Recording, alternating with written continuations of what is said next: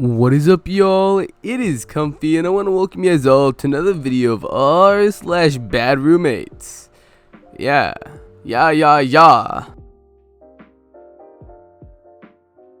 My roommate tried to kill me tonight. I wish this was just some ridiculous post, but it isn't. My roommate tried to kill me tonight, and I'm in the emergency room as we speak while the police are on their way to arrest him. It all started when I reconnected with this kid a few months ago. We'd known each other for years, but haven't hung out too much. This past summer, we started to hang out more and more often, after not having seen each other over 5 years. Going to the gym, clubs, bars together, and having a good time. First warning sign was when his girlfriend broke up with him after 1 month, and he told me he had extreme bipolar and anger issues, and that he hadn't been taking his meds. I brushed it off but remained close friends with her since I knew her before him. We got an apartment together. Oh, that was a mistake. He acted like a child, he never cleaned, and all he did was work, play video games all day, and talk about how he's going to be a cop and make it one day, which I find pretty ironic. After his girlfriend broke up with him, first week of the apartment, I had a bunch of friends come over and we had a housewarming party. He drank a whole bottle of Hennessy to the face in 20 minutes, left to go see her and beg for her back. And he ended up driving with alcohol poisoning. We called the police and he was caught, but didn't get a DUI because he was parked. His aggression then started to come out. On Thanksgiving, we got into a brawl because he didn't want the puppy he had for 3 days anymore and wanted to put it on Craigslist. Last week, I confronted him about being lying constantly to everyone in every detail of his life. He's also a pathological compulsive liar, I should add. He ran at me, got in my face, and punched a hole in my door. Today was the Patriots parade. My team, me, 6 friends, and his ex all went up together and had a great time. I posted a picture of us all on Snapchat, and when he saw it, he said, "I hope you're not home when I get home because I'm going to kill you." I laughed it off and kicked back watching a movie I was meaning to see. Then it happened. He came in with keys wrapped around his knuckles and jumped on me while I was just chilling on the couch. He pounded my face, and when I went to push him, my shoulder dislocated, making me incapable of defending myself. As he went to town on my face for what seemed like forever, I had instability issues from previous dislocation. He hit me until there was blood all over his knuckles, and then started to choke me out, which for felt like a long time. He said, "I'm going to snap your neck and kill you." So I snapped my head back and forth in his face and broke his nose. When I looked at him, he had crazy eyes. We started shoving back and forth, and my fight and flight kicked in to the max. I rushed him against the wall and got a couple of good hits in. He then put a video of me grabbing my stuff frantically, trying to put it on Snapchat story, which was taken down soon after his friends probably told him to. I went to the station and told him everything, while adrenaline was still rushing through. He's now getting charged with assault and battery with a weapon, attempted murder, and 3 other charges. I'm getting a restraining order, and he's getting arrested now as we speak at his parents' house. So far my eye is black and blue with severe swelling, and I have a concussion. But I'm glad that's all happened because it could have been a lot worse. Moral of the story, you never really know the true nature of some people. They may have some masks they wear to allow them to be completely different characteristics. That was bad. But beneath those masks can be a complete psychopath. Update 1. I spent a lot of time at the hospital, but I'm all set. Could have been a lot worse. I went to court today for the restraining order, but they brought him in cuffs. He has a bunch of charges, including attempted murder. He lied to them about small things like the amount of time I knew him, and he didn't hit me at all with the keys. I just told him the truth, and after he said it wasn't even true.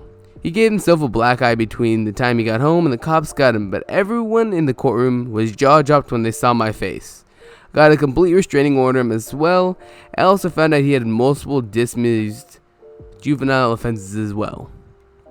Update 2. I was able to get a clean break from the lease. He has a restraining order for the apartment area, so he can only go to get his stuff once. But I will continue to pay for the full amount of the lease for 2 more months, which isn't cheap.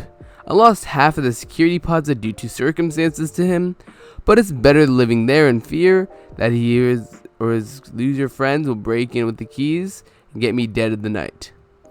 Update 3. He's not a Pats fan. Us Pats fan have class. Roommates renting out my room when I traveled without telling me. I've sat on the story for years, but it's time. Just pure assholery and the end of a long life friendship. A good friend, Jay, was moving from NYC with his girlfriend and another friend from theirs of college, Lisa. I had been in NYC for over a few years, already in a crappy but manageable apartment. I traveled a lot for work, and I was fine with my situation. Once they realized the rent costs out there, Jay and his girlfriend kept pushing for us to get a nicer 2-bedroom and we'll split the costs, 3 ways, since they arrived. Lisa disappearing, having her own friends, she'll occasionally stop by on weekends and crash on the couch. Every bone in my body saying this is a bad idea, but I'll give it a go. I really don't see them much. I'm on the road nearly every week. I get back late Friday night and I do my expense reports for work, checking on the bills for the apartment, and then leave again Sunday afternoon. Jay asked them if I let them know rare week. I'm not traveling, so he knows his girlfriend will not be home alone. I didn't think much of it for the first few months. The bills were growing and I was paying a little more than expected, but overall things were fine. Until one weekend, GF writes me a note with my share of bills and a $500 TV/phone bill, saying that it is mine. Note they claimed $80 the rest of the bill. It's a bunch of calls on the phone landline to California and a ton of on-demand movie purchases. These aren't my purchases and there's no way I'm paying for them. This is simple math. They aren't mine, they aren't Jay's, so they have to be yours.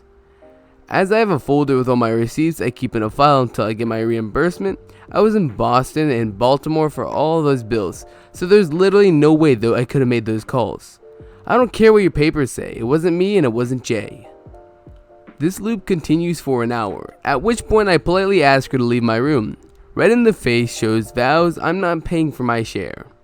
Jay finally turns up late night. Understandably, he takes the GF aside, trying to appeal to me rationally to own up to my side of the deal. I'm showing him dozens of receipts placing hundreds of miles away, and the loop starts all over again. It wasn't Jay or GF, so it had to be me. I lock my door, leave it, and I meet up with my boss for dinner. Again, as I travel much, we try to catch up over dinner and a drink while I'm back in town. I explain the situation as he thinks something over is going on. He asks if I'm on the lease, and then I'm not. It's just Jay and his girlfriend. He advises to keep all my receipts showing that where I was, they'll try to go after me in small claims court. But also, I'm not on the lease. I should really consider moving out.